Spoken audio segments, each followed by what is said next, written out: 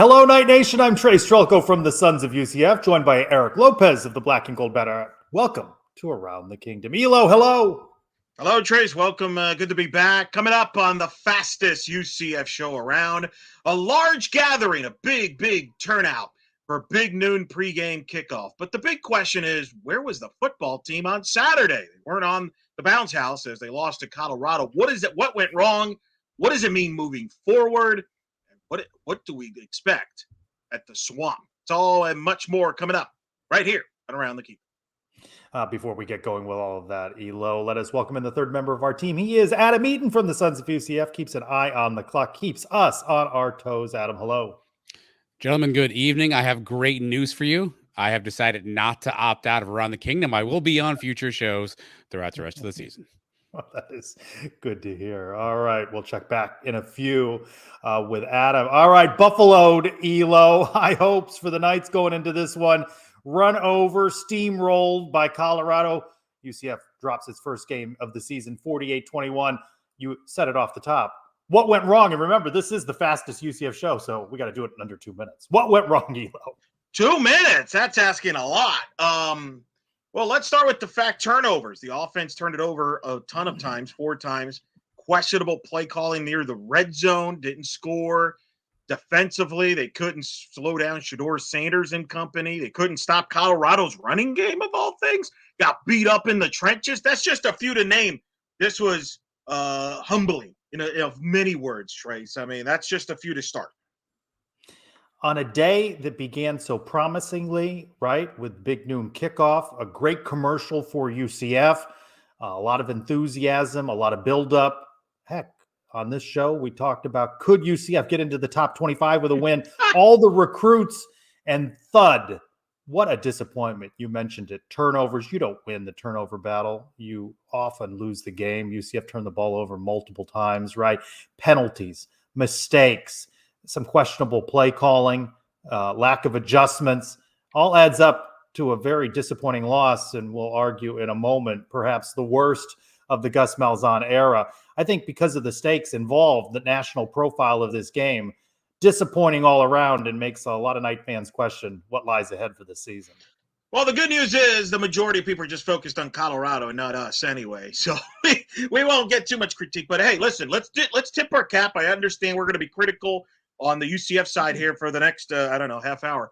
But credit to Colorado. Credit to Deion, Trace, who I know you've been skeptical of. His staff, Pat Shermer, the offense coordinator, I thought they had a great game plan there and really a great touch. For those that didn't see, Deion really had a great interaction with our Sons of UCF's very own, Andrew Trylko, that certainly I recommend people check out. They deserve that win. Let's not take away from them. So, hey, but that's my turn. That's my cue. I'm a little rusty here, but I'm just like UCF, very rusty today and very slow and perhaps outperformed on this show. Like the UCF coaching staff, perhaps, Trace. Did Coach Prime and his staff, as I just alluded to, maybe outcoach Coach Gus and his staff? I certainly think so. Tip of the cap, as you said, to them. They had a good game plan. Went in thinking, boy, they're not going to run the ball much. They haven't had much success running. They did. UCF, tops in the country in running. Oh, by the way, didn't do as much of that as you were expecting. And UCF not able to make adjustments to contain Shedeur Sanders. Travis Hunter strikes the Heisman pose, adding insult to injury for the Knights. I certainly think all across the board in this one, a big L for UCF, and that includes in coaching. I think it could. I mean, Ted Roof, you spoke to Ted Roof Sunday night, and he kind of acknowledged that Colorado did things that they hadn't seen on game film. Can you paraphrase? I mean, just kind of clean that up for those that may not have seen the clip. Colorado and talked about it in themselves. They did a lot of things on Saturday they hadn't done all year. Well, yeah, that's nice. But how many times do you hear the opposing team say UCF showed them something differently than they were expecting? So I don't hear the opposing team say that as often. I don't think it showed well for UCF that Colorado showed them some different things and they weren't able to adjust. I asked earlier, worst loss of the Gus Malzahn era, and the contenders are adding up. I took suggestions on social media, and I narrowed it down to poll choices of Baylor a season ago. You know that implosion, Elo. Navy game from a couple seasons back in Colorado. For you, what is the worst loss? Maybe not one of those, maybe another. No, I mean, I think to me, the debates between the Baylor game, blowing the big lead last year, the Navy game you're referring to a couple years ago, where you're pretty much in position to host the conference championship game. But I know this is going to sound like a knee-jerk kind of in the moment deal. I think this is the one. And the reason is you had the largest crowd ever for a big noon kickoff in person. UCF fans showed up. I mean, to the point where the big noon crew is thrilled about it. Great slot on Fox, big TV viewership, over 4 million. It's the most watched UCF game that people have watched the UCF product in football in 7 years. And what did you remember, Trace, what you said on this show when we did our football special? Bringing back, the national brand are relevant. Can you be relevant nationally? This was an opportunity with all the eyeballs. And not only do you not win the game, it's one thing to come up short, but to lose by the largest margin at home since that debacle of a 2015 season and have all those eyeballs watch that. To me, Trace, that's a huge disappointment. Tremendous disappointment. I think there's some recency bias in this one, though. I'll tell you a lot of responses to the poll, and it's very bunched up between these three contenders, Baylor, Colorado, and Navy. I still think that Navy game, there was so much on the line in that one, and they just got run over. But this one, you mentioned it, embarrassed at home. And while a lot of people tuned into that game to watch Colorado, it was an opportunity lost for UCF to make an impression on the nation. Don't forget, there was hundreds of recruits, too, in attendance for that game. I agree. Listen, I don't think there's a wrong answer here. If you want to say Navy, I can't argue with that. But I think, man, with what this could have set up for the rest of the year, and from a viewership and from a national standpoint, big, big, big flop would be the word that I would describe there. And the question now is, Trace, what is the bigger concern with this team now after that game? Is it the offense or the defense? Well, I think you showed how you can slow UCF down offensively. Gus Malzahn himself saying we're not a good come-from-behind team, which is not what you want to hear your head coach say if you can shutter the running game a bit. But for me, still the defense more. We've seen 4 games now, 3 sacks. We were promised a lot from Ted Roof, blitzing, attacking defense. They had no answers for Shedeur Sanders. And really, in the game before that, coming out of the bye, before the bye, was Josh Hoover. Different style, quick release, short passing game. So they can't defend it short. They can't defend it deep. Defense, I'm not sure we're seeing a turnaround this season. Every point you made is valid. The lack of pressure is a huge concern. But offensively, I don't think this team is going to be a good passing team if they fall behind. And I think Colorado have that blueprint, slow down that running game and then put pressure on KJ Jefferson. Colorado whipped them in the line of scrimmage. Who predicted that, Trace? And then who is KJ going to throw the ball to when Kobe Hudson gets shut down by Travis Hunter? The options are not many, and they're dropping by the moment, literally. So I think there's concern on this offense because you're right. The defense is going to give up points, but can the offense keep up with that? I don't know. Yeah, let's dig a little bit deeper. A good question asked on social media by our friend Andy XOS, talking about which position group worries you the most. He mentions quarterback, offensive line, defensive backs. For me, still the defensive line. You said it at the outset of the season that the loss of John Walker is still not back, would be costly for the Knights. 3 sacks through 4 games, 2 in this one. But remember, a week earlier, and that thriller Colorado had with Baylor, Baylor had 8 sacks. Shedeur Sanders had been sacked 16 times through 4 games, hit many, many more times, and UCF really didn't get that close to him that often.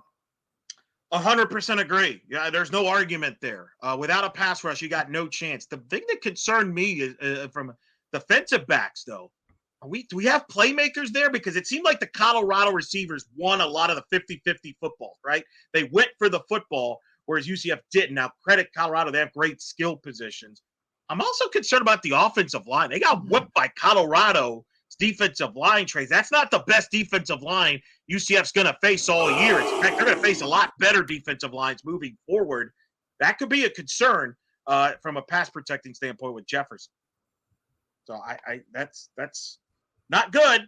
Not good for KJ Jefferson, who struggled in Saturday's performance. Turned the ball over, had a costly interception in that opening drive that really set the tone for the game.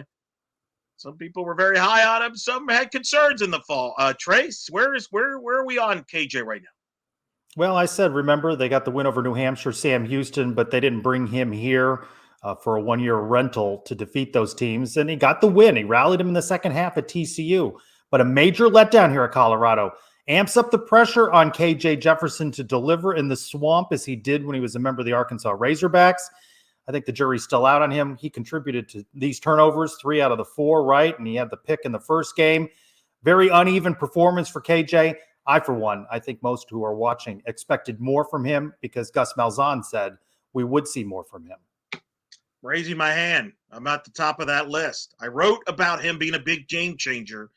That was not the KJ Jefferson I saw the first few years of Arkansas. If anything, that was the KJ Jefferson from last year. And I wonder if there's more of that bad habits, whatever you want to call it, from last year that is carried over to UCF. He looked slower than I thought he would be. Now, he did look good against TCU. There were some rumblings. Maybe he got banged up a little bit in the TCU game, but he looked good there. But no, he has not. And again, as somebody who wrote the column, I'll take the L on that one right now. He's got to get better. He's got to play at a higher level for them if they want to bounce back the rest of this year. But all is forgiven this weekend, correct? If they go into the swamp and beat the Gators, no matter the Gators' success this season or lack thereof, this is the one fans have had circled, not just this season, but for several seasons. Knights defeated the Gators in the Gasparilla Bowl a couple of years ago, but they've got that 2-for-1 deal set up, and this is going to Gainesville, and this is a big opportunity. Where have we heard that before? For UCF, all forgiven? This cancels out a Colorado loss if UCF gets the win in Gainesville? Wait, hold on. You were the guy that told me in August, hey, this game doesn't mean anything. I'll trade this for all the Big 12 wins. You also told me, by the way, that it was good to play Sam Houston in New Hampshire. That it was good to get those Cowboys. What happened to that, Trace? I thought this was all result fixed. We should be playing better. Well, I haven't backed off of. I'm not so worried about New Hampshire and Sam Houston, but I maintain that a win over TCU was what concerned me more than beating Florida. And I'll say it again, that I think winning conference games matters more than beating the Gators. I also thought that they beat Colorado at home. So the trade-off would have been beating Colorado at home, losing a game that wouldn't really matter in the Big 12 picture to the Gators. Now a little bit more pressure on UCF to make up for the debacle in the bounce house. I maintain this is a big game and almost a must-win now. And because you win this game, I agree with you. It takes some of that pain and disappointment, however you want to describe it, from the Colorado game. It puts it in the rearview mirror. Now you're like, hey, we beat Florida in the swamp. Huge deal. Embarrass them. Look ahead to Cincinnati. Let's move forward. Hey, everybody has a bad day. You lose to Florida? Oh, baby, it is going to be ugly, Trace. There was a comment that was made at the Colorado press conference from a local media person, I won't mention the name, that said next week's the Florida UCF game with the two fan bases is a loser league town. You got two fan bases that are disgruntled, they're ticked off, they're annoyed, and the loser is going to go on an nth degree. And I think the pressure's on UCF. Florida's already acknowledged. The Florida fans already want Billy Napier gone. So that part of them will be happy if they lose this game just to get them out of here. UCF is the favorite in this game, Trace. They lose this game, you wonder now how south this could go. Well, of course, it also could go in UCF's favor. At 3-0, fans riding high, all is well in Nightland, and then you drop the Colorado game. It's time to run everybody, but then you beat the Gators, you come home, you have Cincinnati. Hey, you could be 5-1. It's amazing how a season turns week to week in this league. Week-to-week sport, folks. Of course, the Big Noon Kickoff was on in person, ladies and gentlemen, on site. Great crowds. Couldn't hear it in person it turned into a DJ Khaled concert, which I wasn't expecting. But, hey, props to him. So I decided to watch the show at home, Trace, and I noticed they acknowledged the three legendary UCF quarterbacks, Dante Culpepper, Blake Bortles, and Dylan Gabriel. Dylan Gabriel. What? Huh? Yeah, I shook my head at that. I did not know that while out on campus for the latter half of that show. But I'll tell you what, as time has passed, and certainly in light of UCF's current quarterback situation, I kind of miss Dylan Gabriel. So I'm not ready to put him on any Mount Rushmore, and I don't think he's legendary. Certainly, Mackenzie Milton deserves to be in that triumvirate more than Dylan Gabriel, but I kind of miss old DG in his socks. How does that happen? Like, how do you miss Mackenzie Milton there? Like, I can understand you want to throw in Gabriel, and I thought when they did that, I'm like, oh, they're going to segue that into talking about Oregon because he is playing UCLA. They didn't do that at all. Like, I'm so confused how that happened. How do you miss Milton? Who dropped the ball? How did nobody in the production room say, hey, the seal's off? I don't know. And if you're going to throw Dylan in there, you're not short for time in that 2-hour show. You can include Mackenzie in that list. All right, time to bring back in Adam for our silly game segment. Thanks, gents. Before I get to that, don't forget we're brought to you by our good friends at the Cure Bowl. The matchup is always Orlando versus Cancer. Join them on December 20th, Camping World Stadium.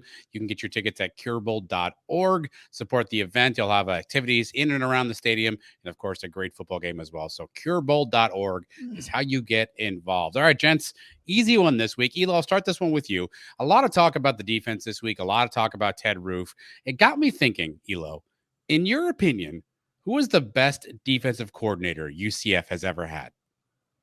Oh, that's a fun one. I'm going to say Gene Chizik. Yeah, that's a good one. When I was a student, I first covered UCF. When you really look back at Gene Chizik, forget what he did after UCF, just at the time. Not a ton of NFL talent there. Now, you did have an Asante Samuel, exception, but I thought Gene always had a good game plan to keep them in games when they were clearly overmatched most of the time against the other teams they were playing. I would pick Gene Chizik. If I had to rank it, if I had to do an all-time UCF coaching staff and I need a defensive coordinator, one game, I'm going to pick Gene Chizik.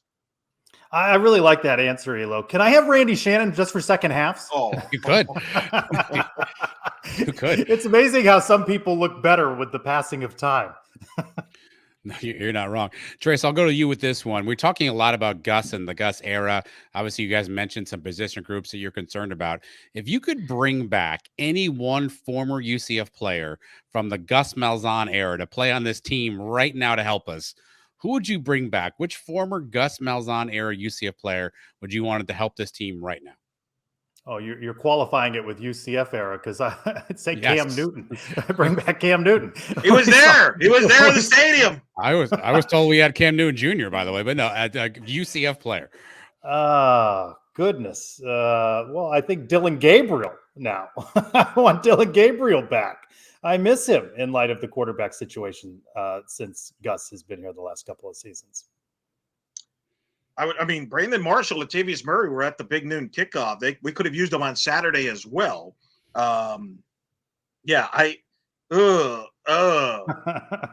Baker, can we go? We need a receiver. Can we go receivers? What happened to our receivers? That might be my direction. Give me receivers that Gus had when we got here. Pick a receiver, Adam. Pick any of them. I'll take him right now. Javon Baker, I think. Give me Baker. Give me my boy from the Gasparilla Bowl who then transferred to BC. I'll take him back right now. I don't care. Ryan O'Keefe. Yeah. Ryan O'Keefe. Alec Holler. Give me Alec Holler back. He may have another year of eligibility. I'll check on that. Thomas Castellanos. I wouldn't mind having him back right now. Yes. I would definitely. Yeah, I would do too. All right, you guys have mentioned this a few times. A lot of dignitaries on campus on Saturday between big noon kickoff. You had Urban Meyer. You mentioned Brandon Marshall. Rick Ross was there. I know you guys love him. DJ Khaled was in the building. Elo, who was the most famous person on campus Saturday? Whoo! That's a good question. It depends on your age demographic, right? Like, I feel like a lot of people would have said DJ Khaled there at some of the olders might say Rick Ross. What about Terrell Owens was there too? That's a great. Did you see him? Did you see him out there? I saw footage. Yeah, I saw footage. Oh, you didn't see him though when you were out there. I didn't see him in person. I'm not like Adam, who's big time. It's fair. I would have to say who else? Wow, there was a lot of people there. I would have to say Rick Ross. But see that again. You have to be a certain age to understand that. On the football side, Cam Newton. Just in general, DJ Khaled. Okay. I didn't have you as a DJ Khaled fan, Trace, but I'm sure you Who's your enjoyed I it. pick, didn't Al? say I was a fan, but I was in the memory mall when Cam Newton came through in a golf cart, and the amount of people running after him to try to grab him and get pictures was absolutely just mesmerizing. I think the most famous person there may end up being Travis Hunter when it's all said and done. Fair. That's a good one. Thank you, Adam. All right, Elo, shifting to some college football topics. How about a scheduling alliance now in conversation between the SEC and the Big Ten as they collude together to create distance between themselves and the Big 12 and the ACC and the rest? You knew this was coming, right? It's only the beginning. And what is it? Did I read where they might be doing something? There's a proposal too where they could do a 72 teams and Big Ten. Well, that's a whole different deal. That's Super League talk. That's a whole different. Okay, but the Big Ten SEC, this is only a matter of time. They're going to separate from everybody else. I'm not surprised by this one bit. I think it's only a question of when, not if. Yeah, it's incremental, right? You just keep moving down that path. And the implications, by the way, as these schools are changing conferences, a lot of them, UCF used to be this, right? Taking 1.6 million from Michigan to go to the big house, right? And other places. When you start creating that scheduling matrix and you're getting rid of those games, how are those programs going to survive without those big paydays that they take for taking their lumps against these big power conferences? So they're really creating a challenge in the ecosystem of college football. Hard for the Big 12 to keep up, which is why I think, Trace, Brett Yormark's been trying to counter by going supersize in basketball, why he went after Connecticut, why he went after Gonzaga, because I think he sees the writing that football, it's going to be a tough uphill battle for the Big 12, so you try to stay pace with basketball. Whether you agree or disagree with that, at least he's trying to think of something to counter this conglomerate that is the SEC and the Big Ten, Trace. And certainly, if only we had somebody in charge that could run stuff, Trace. Doesn't college football need a commissioner? Well, Mike Gundy says so, and he says that more and more with the way college football is changing, it needs to take on that NFL model.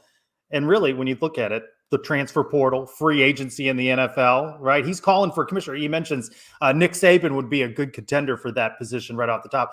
Yeah, but why will they agree to that? Who will create that governing body? They're going to have to destroy themselves somewhere along the line. But when you look at the TV ratings, Elo, the whole idea of pitting these brands, and you've been talking about it for years, that it's brands that matter. Don't put it past these leagues, Big Ten, SEC, at some point to go, do we really need Vanderbilt? Do we really need Mississippi State? Do we really need Purdue? As they continue to amass brands that draw big ratings and create millions and millions of dollars. The problem is, I think Greg Sankey would tell you he's the commissioner right now of the sport. He's more powerful than anybody at the NCAA.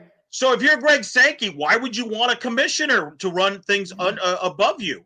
It doesn't benefit him, doesn't benefit the SEC, doesn't benefit the Big Ten commissioner, Trace. So it's never going to happen, at least in the football side. I'll never say never on this, but it doesn't seem anytime soon. Let's go around the Big 12, Elo. A week ago, I praised Utah sans their quarterback Cam Rising winning on the road at Oklahoma State, and then they drop a game at home to Arizona. It's a wide open league, as we've been talking about, but that's what makes it so exciting. And Oklahoma State probably now kind of DOA. Can we say this now? Colorado, Big 12 title contender? Are they better than we think they are? I don't know if they're better than we think they are, but I do know this. They have two stud first-round draft picks that can win games for you anywhere and any venue. Think about this. 2 weeks from now, Colorado will host Kansas State in Boulder. I think if Colorado wins that game, watch out for them. I think you're right. It's a wide-open league. I don't think there's a great team. I think this Big 12 is a one-bid league. Home field matters. But Colorado maybe has that little mojo going on. We'll see what happens there, Trace. It ain't Kansas. They're struggling. It ain't Oklahoma State. We don't know when Cam Rising's going to play for Utah. They're a different team with and without him. And how about they play with this? He's game by game. He could play. He was not back again this week. You mentioned Kansas out. Houston hasn't scored a point in Big 12 play. But how about BYU? They are an early season surprise. And again, I got blasted a little bit on social media for saying Knight fans, you chalked up big wins over Cincinnati and BYU. Not so easy now on the schedule. BYU particularly good at night, Elo. And maybe that game will be Dayside for UCF, or BYU not as strong. I got to give credit to Christian Simmons, who I want to thank for filling in last week. But he said this on his podcast. BYU beat UCF and Houston and Cincinnati to the punch as far as being the first newbie from the Big 12 to get ranked. That was a great point he made. It was definitely so. And that 20, I hate to be the guy, Trace, that drafted that BYU game in our draft, Trace. Who was that? Who was that guy? Oh, that might have been you, wasn't it? Yes, draft day, ladies and gentlemen. Unfortunately for Adam, he picked the Colorado game. That did not go so well. Not as bad as for Trace, who lost in a family bet, but that's a whole other story. Where are we in this? Pancakes in that one. Hey, yeah, it's a lot of how many now? 27 pancakes. You got to do 270 push-ups. I'm not worried about the push-ups. Well, we'll talk more about that on Sons of UCF. Hey, I'm on top. All I know is I'm on top. I got 2 right, and Adam did not get on the has 1, and you still haven't played yet. I have not played as of yet. All right, checking in on props. While you were away, we did use prop bet you suggested. Christian picking 110 snaps for Travis Hunter. I went with 114. We're both wrong, but I'm closest. 128, Elo. 128. He didn't need to be out there all that much. He could have rested a little bit more. That's incredible, too. 90-degree with the humidity, and props to him on that. All right, what's this week's prop? Surprise me. I know we bounced a few before. Well, UCF coming off a lot of turnovers in their loss. Florida's turned the ball over a lot this year. So what better than combined over-under 2.5 turnovers in this game, Trace? Is this per quarter? What are you talking? 2.5 total turnovers combined? Over, Elo, by half. Yeah, I'm going to go under. You can't. You don't want to go the under. You just want to disagree with me, but you don't believe in the under. I got to disagree, but I don't know. I got to believe both teams will run the ball, but somebody's going to turn it over 3 times in the fourth quarter. You don't believe in the under in this one, Elo. We joked, by the way, you and I, that with the performance of the Olympic sports, maybe 3 minutes for this segment is 2 minutes too many, Elo. That is an understatement. Yes, women's soccer and volleyball went 0-3-1 combined in the state of Kansas, both losing to Kansas. Volleyball swept both by Kansas and Kansas State, who was 2-8. Soccer got blown out by Kansas, got a draw with Kansas State. Hey, men's soccer at least beat Georgia State on Sunday night to salvage something here. Yikes, Trace. Not great, though, right now in the fall. It's not what you want. You mentioned 2-8 Kansas State. I mean, I think for both women's soccer and volleyball, you're looking to have that Kansas road trip and split, right? Get a split somewhere. Volleyball is not going to beat number 10, top 10 ranked Kansas, but you wanted to beat Kansas State. Struggle there. Does not bode well for the season. We'll see if they continue to progress. But and the men's soccer, they've got to stave off the injuries. Elo still without their goalkeeper Juan V. Munoz, and still without Luca Dorado, but they did get Timothy Arias is out for the year. So the hits keep on hitting. Props, by the way, to Adam Eaton, who about a year ago on a Sons UCF Live episode said, the big question they asked in the mailbag was, who's going to be the new Tulsa of UCF in the Big 12? Remember how we always struggle and have miserable times in Tulsa? And he said the state of Kansas. Pretty dead on right now. If you look at so far, how we fared in football, men's hoops, women's hoops, you name it, not good in the state of Kansas. We don't want to go there. The Wizard of Oz is not a recommended movie for anybody else. The aforementioned Adam Eaton. It's time to bring him back in and correct us on anything we may have gotten wrong.